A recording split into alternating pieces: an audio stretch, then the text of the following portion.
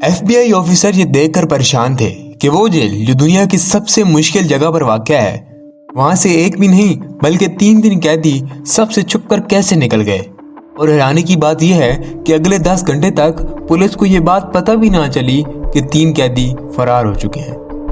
हम बात कर रहे हैं दुनिया की सबसे मशहूर और मुश्किल प्रिजन एस्केप की, जो पिछले 60 सालों से ना सिर्फ एक उलझी हुई है बल्कि अब एक मिस्ट्री भी बन चुकी है। I am Mohammad Isa and you are watching Alcatraz prison escape. ये बात है अल्काट्राज़ की। स्पेसिफिक ओशन में मौजूद ये जगह जो सिर्फ 20 एकड़ पर मुश्तमिल है, जो दुनिया के सबसे खतरनाक मुजरिमों को कंट्रोल करने के लिए बनाई गई है। ये प्रिजन ओशन में वाक़या है, तो जब भी कोई कैदी एक बार यहाँ आ जाता है तो वापस जाना तो सवाल ही पैदा नहीं होता।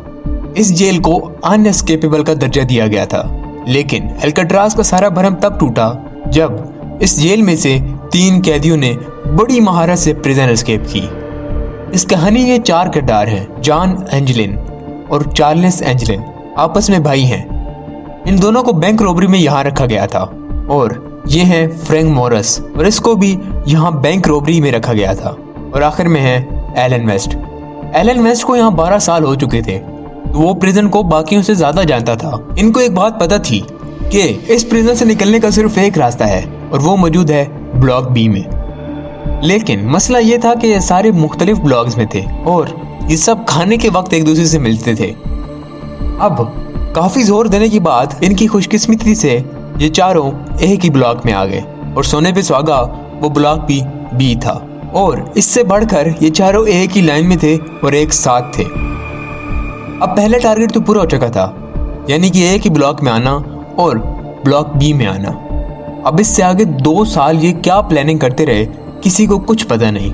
अब रूटीन की तरह 12 जुलाई 1962 को प्रिजन स्टाफ ने कैदियों को उठाने आते हैं और असेंबली में ले जाने के लिए काउंटिंग करते हैं। लेकिन जब वो काउंटिंग करते हैं तो 3 कैदी गायब होते हैं। जब फिर से सारे ब्लॉक चेक किए जाते हैं तो ब्लॉक बी में 3 कैदी सो रहे होते हैं, और ये बात उनको नॉर्मल नहीं लगी। जब उन्होंने चेक किया तो वहाँ कोई शख्स मौजूद ही नहीं था, वहाँ पर सिर्फ डमी हेड मौजूद थे। अब पुलिस स्टाफ ज्यादा परेशान इसलिए नहीं हुई कि आइसलैंड बहुत बड़ा है और वो यहाँ से बाहर नहीं जा सकते। लेकिन जब आइसलैंड को चेक किया गया तो वहाँ कोई निशान ना मिला। अब FBI को भी इन्फॉर्म कर दिया गया था। हैरानी की बात ये थी कि दुनिया की सबसे खतरनाक प्रिजन से एक भी नहीं बल्कि 3 दिन प्रिजन कैसे गायब हो गए। और इससे भी हैरानी की बात ये थी कि एलन वेस्ट, जिसका ये सारा प्लान था, वो इसमें क्यों शामिल नहीं था। इन्वेस्टिगेशन के बाद ये पता चला कि वो अपनी सेल के वेंट को तोड़कर बाहर निकले हैं। इन्वेस्टिगेशन के बाद ये पता चला कि 4 सेल्स के वेंट टूटे हुए हैं और वो चौथा वेंट एलन वेस्ट का था। अब उसको ये बात समझ आ चुकी थी कि मैं मुकम्मल तौर पर फंस चुका हूँ। तो इन्वेस्टिगेशन टीम के पास वो खुद गया और उसने सब कुछ बता दिया।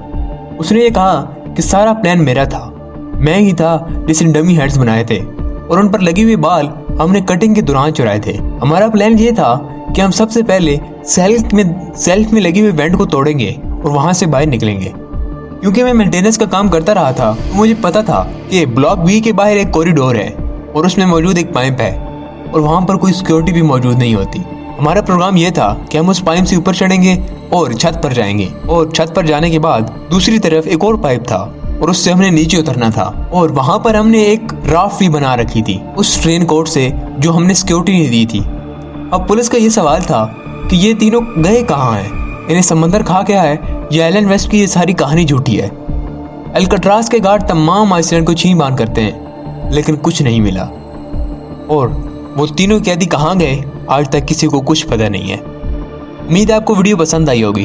अगर पसंद आई है तो वीडियो को लाइक कर दें, सब्सक्राइब कर दें चैनल को। मिलते हैं नेक्स्ट वीडियो में। अल्लाह हाफिज़।